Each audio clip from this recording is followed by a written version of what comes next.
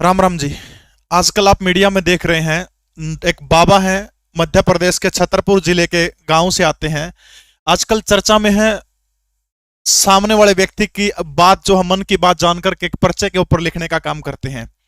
अब आपके मन में सवाल होगा कि बाबा को कैसे पता चल जाता आज के साइंस के युग में कि कोई बंदा सामने है, वो कहां से आया है, क्या काम करता है, क्या तकलीफ है, बाबा वो मन की बात कैसे जान सकते हैं। दरअसल ये सिद्धियां होती हैं, वो शक्तियां होती हैं जिनके कारण बाबा वो मन की बात जानते हैं। उन्हीं शक्तियों के बारे में, उन्हीं सिद्धियों के बारे में बात करूंगा। अब ये बाबा जो है चर्चा में क्यों आया, दरअसल महाराष्ट्र का एक नागपुर पड़ता है, आपको पता है, जहां पर राष्ट्रीय स्वयंसेवक संघ का मुख्यालय, वहां पर वो कथा वाचन के लिए गए थे। कथा भी करने का काम करते हैं। वहां पर एक संस्था है जिसका नाम है अंधश्रद्धा निर्मूलन समिति।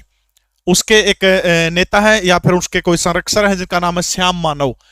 उन्होंने बाबा को एक चमत्कार जो दिखा रहे हैं, बाबा कहा कि आप अगर चमत्कार दिखा रहे हैं तो आप मेरा चैलेंज स्वीकार करिएगा। मेरे बराबर वाले कमरे में क्या क्या सामान है, वो सामान आप बता दीजिए, मैं आपको 30 लाख रुपए दूंगा। अब कहते हैं कि ये चैलेंज सुन के बाबा कथा छोड़ करके भाग गए और रायपुर चले गए। खैर इसके पीछे सच क्या है, इसके बारे में तो बाबा बहुत बार बयान दे चुके हैं। लेकिन रायपुर के अंदर जो कथा हो रही है उसके अंदर जो धीरेन्द्र शास्त्री जो है, बाबा जो है जिनका नाम है पंडित धीरेन्द्र कृष्ण शास्त्री, इन्होंने चैलेंज को स्वीकार कर लिया और स्वीकार करके कहा कि आप आइए मेरे पास और मैं आपके कमरे में क्या क्या रखा है मैं आपको बताऊंगा। अगर मैंने बता दिया तो जिंदगी भर गुलाम रहना पड़ेगा। अब श्याम मानव वहां पर नहीं आए। अब आपके मन में सवाल होगा कि क्या बाबा ये बता देते कि साइड वाले कमरे में क्या रखा है। अगर आप मुझसे पूछें तो बिल्कुल आसान सी भाषा में कहूंगा, हाँ वो बता सकते थे। और ये बेहद आसान काम था उनके लिए, बेहद आसान काम है, चुटकियों में बता देते वो। कौन है बाबा? मध्य प्रदेश के छतरपुर जिले के गढ़ा एक गांव पड़ता है। 5 साल पहले इस गांव को कोई नहीं जानता था। इस 27 साल के नौजवान पंडित धीरेन्द्र कृष्ण शास्त्री ने पूरे विश्व के अंदर इस गढ़ा गांव को जनाने का काम किया है। 1996 के अंदर इसी गढ़ा गांव के अंदर जन्म हुआ था। खाने के एक वक्त की रोटी के लाले पड़ जाते थे। इनके दादा पंडित भगवान दास गर्ग, गर्ग है ये बनिया जिसको हम अपने उत्तर भारत में खासतौर पर बोलते हैं। इनके दादा पुजारी थे। 11 साल की उम्र से पंडित धीरेन्द्र कृष्ण शास्त्री जो है वो बालाजी भगवान जो है उनकी पूजा करने का काम करते हैं। उनके हाथ में भगवान हनुमान की एक गदा रहती है, उसको घुमाते हैं, घुमाने के बाद में चमत्कार करते हैं। लेकिन आपके मन में एक सवाल होगा कि क्या वास्तव में चमत्कार करते हैं? क्या वो एक अंधविश्वास फैलाते हैं? क्या कुछ शक्तियां हैं? उनका जवाब मैं उनको देने का काम आप लोगों को करूंगा। दरअसल रायपुर के अंदर नेशनल मीडिया के सामने, देश के बहुत सारे मीडिया चैनल थे, उनके सामने बाबा ने चैलेंज दिया कि श्याम मानव यहां पर आए, मैं आपका चैलेंज स्वीकार करता हूं। लेकिन वो नहीं आए। अब आपके मन में सवाल होगा कि वो क्या शक्तियां हैं, वो कौन सी शक्तियां हैं जो पंडित धीरेन्द्र कृष्ण गर्ग शास्त्री को आकर के बताने का काम करती हैं। उससे पहले धीरेन्द्र शास्त्री, क्योंकि वो खासतौर पर धर्म, जो हिंदू धर्म से जो लोग बिछुड़ के वापसी चले गए उनकी घर वापसी करवाने का काम करते हैं बड़े लेवल के ऊपर, इसलिए भी वो निशाने के ऊपर रहते हैं। कुछ फोटो है मैं आपको दिखाना चाहता हूं, ये उन्हीं की फोटो है। अब उन शक्तियों का जिक्र भी करूंगा। ये एक फोटो इनके फैन के द्वारा वायरल की गई कि ढोंग सिर्फ धीरेन्द्र शास्त्री करते, यहां तो गाड़ी को पोइम सुनाई जा रही है। ये कोई पादरी है, नई गाड़ी कोई बंदा लेके आया, उसके सामने प्रार्थना कर रहे हैं कि गाड़ी ठीक चले। ये कहते हैं कि क्या ये भी अंधविश्वास नहीं है? एक और तस्वीर दिखाता हूं जो बहुत वायरल हो रही है। ये पंडित धीरेन्द्र कृष्ण शास्त्री हैं, कोई ब्रिटिश महिला है, उनसे गले मिल रहे हैं। ये फोटो बहुत ज्यादा वायरल हो रही है कि देखिए किस तरह से गले मिलते हुए एक साधु को शोभा नहीं देता।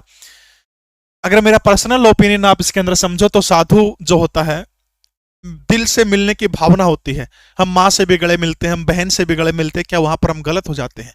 अब इसके मन की भावना, इनके मन की भावना क्या है उसको कौन समझ सकता है? इस तरह के फोटो लगा के वायरल करना क्या उचित नहीं है। अब आपके मन में सवाल होगा कि वो शक्तियां, वो ताकतें कौन सी हैं? क्या सचमुच भगवान हनुमान आकर के उनको बताते हैं जैसे वो बालाजी का नाम लेते हैं? मेरा उत्तर है नहीं। भगवान हनुमान इतने सस्ते नहीं है कि वो किसी को आकर के बताएं कि सामने वाले के मन में क्या चल रहा है। अब वो शक्तियां देख लीजिए कौन सी है। सबसे पहला नाम है, एक सिद्धि है जिसका नाम है कर्ण पिशाचिनी सिद्धि। कर्ण पिशाचिनी सिद्धि, ठीक है। हो सकता है आप मेरे को बेवकूफ कहें, लेकिन आप इस सिद्धि के बारे में गूगल में सर्च करना कि कर्ण पिशाचिनी सिद्धि क्या होती है। दरअसल ये जो सिद्धि होती है तांत्रिक विद्या होती है, कुछ मंत्रोच्चारण का आपको गहन अध्ययन करना पड़ता है, सालों साल इस तपस्या के अंदर लग जाते हैं। इसके बाद एक अलौकिक शक्ति होती है, एक देवी होती है, इसको कर्ण पिशाचिनी माता कहते हैं। कहते वो कान में आकर के बैठ जाती है, जो इस तपस्या को करता है उसके कान में भयंकर दर्द होता है। अगर आपको पूरी विधि जाननी है तो आप YouTube पर सर्च करिएगा कर्ण पिशाचिनी विधि, या फिर गूगल में सर्च करिएगा, पूरी आपको पूरा पता चल जाएगा कैसे कैसे इसकी विद्या करनी होती है। वो मैं उस चक्कर में नहीं पड़ना चाहता, मैं आपको सिर्फ बताना चाहता हूं कि पंडित धीरेन्द्र कृष्ण शास्त्री कैसे जानने का काम करते हैं। अब ये मंत्रोच्चारण से कठिन तपस्या होती है, उस कठिन तपस्या के मंत्रों के आह्वान से वो देवी आकर के कान में सब बताने का काम करती है कि सामने वाला कौन है, किस गांव से आया है, क्या काम करता है। अब एक और दिलचस्प मामला इसके अंदर, जब मैंने इसके बारे में अध्ययन किया तब पता लगा कि सामने वाले व्यक्ति के बारे में लाइव नहीं बता सकते कि ये कहां से आया, क्या कर रहा है, लिख के बताना पड़ता है। ये भी एक, नहीं तो अगर इस तरह का नियम अगर वो तोड़ेंगे, अगर सामने वाले के बारे में लाइव बता देंगे, कहते हैं कि ये देवी जो शक्तियां जो है ये कभी नहीं आती। अपने नवरात्रों के अंदर विद्याओं का जिक्र सुना होगा, 10 महाविद्याएं हैं। 10 महाविद्याओं में से एक 9वीं महाविद्या है जिसका नाम है कर्ण मातंगी साधना। कर्ण मातंगी साधना, ये जो कर्ण मातंगी साधना जो है ये भी यही काम करती है। मां मातंगी जो है का काम क्या करती है, मां मातंगी जो साधक कर्ण मातंगी यंत्र होता है, किसका भी एक मंत्र उच्चारण के साथ में पूरी विधि आपको गूगल यूट्यूब पे मिल जाएगी कि कर्ण मातंगी साधना क्या होती है। अगर आपको मेरी बात पे यकीन नहीं हो रहा कि मैं अंधविश्वास फैला रहा हूं, आप गूगल करिएगा, इन दोनों विधियों के बारे में एक बार सर्च करिएगा, उसके बाद मेरी वीडियो पर कमेंट करिएगा, ठीक है। कर्ण मातंगी साधना के अंदर कान के अंदर आकर के कर्ण मां मातंगी बताने का काम करती है। सामने वाला व्यक्ति क्या करता है, इससे भूत भविष्य वर्तमान तीनों चीजों के बारे में पता चल जाता है। ये आप गूगल इनके बारे में कर सकते हैं। अब सबसे बड़ा सवाल है कि क्या पंडित धीरेन्द्र कृष्ण शास्त्री जो हैं, क्या उनके पास में भगवान हनुमान बताते हैं या फिर ये विद्याएं हैं उनके पास में, ज्योतिष की या फिर या कहिए सिद्धि की। ये दो ही महत्वपूर्ण विद्याएं हैं जिनके सहारे कोई व्यक्ति क्या जान सकता है कि भूत भविष्य वर्तमान सामने वाले व्यक्ति के बारे में बता देता है। दरअसल ये जो कर्ण पिशाचिनी साधना होती है बड़ी कठिन साधना होती है। शास्त्रों के अंदर इसके बारे में जब मैंने अध्ययन किया तो कहते हैं कि यह साधना करने वाला व्यक्ति नरक भोगता है, या फिर उसका जो जिंदगी का अंतिम पड़ाव होता है वो इतना भयंकर होता है, वो इतना दुसावर होता है कि हर किसी को नहीं करनी चाहिए। इसलिए हो सकता है बाबा धीरेन्द्र शास्त्री इन विद्याओं के बारे में न बता के सीधे भगवान हनुमान की पूजा प्रेरित करने के लिए कहते हैं। सिर्फ साधक को वो आवाज सुनाई देती है, सिर्फ साधक को। अब आपके मन में एक प्रश्न होगा कि धीरेन्द्र शास्त्री आतंकवादी घटनाओं के बारे में क्यों नहीं बताते, कोरोना जैसी विश्वव्यापी महामारी आई उसके बारे में धीरेन्द्र शास्त्री ने क्यों नहीं बताया। दरअसल ये जो विद्याएं होती है, चाहे मैं कर्ण पिशाचिनी की बात करूं, मां मातंगी साधना की बात करूं, ये कान में आकर के जो व्यक्ति सामने आता है, जो व्यक्ति का जिस व्यक्ति का चेहरा सामने होता है, आपने कई बार इनकी वीडियो आपने देखी होगी तो कई बार कहते हैं जरा जोर से ऊंचा बोलो। एक पंडोकर सरकार के बाबा हैं, मां तारा देवी दिव्य दरबार है, उड़ीसा में एक दिव्य दरबार, बहुत सारे दरबार आपको मिल जाएंगे, ठीक है। वो कहते हैं थोड़ा ऊंचे बोलो क्योंकि उनको कान में वो देवी की आवाज आती है। इसलिए जो व्यक्ति सामने आता है और सामने वाले व्यक्ति के मन में जो सवाल है सिर्फ वही बता सकते हैं, भविष्य वाली घटनाओं के बारे में नहीं बता सकते। क्या इसकी जिंदगी में पीछे क्या क्या हुआ, सिर्फ उतना ही बता सकते हैं। ये भविष्य के बारे में इनको जानकारी नहीं होती, सिर्फ अपने तुक्के से अनुभव के आधार पर ये लोग बताने का काम करते हैं। तो इन विद्याओं के दम पर पंडित धीरेन्द्र ब्रह्म शास्त्री जो हैं वो सनातन का प्रचार करने का काम कर रहे हैं। 1% भी अंधविश्वास नहीं है, पाखंड नहीं है।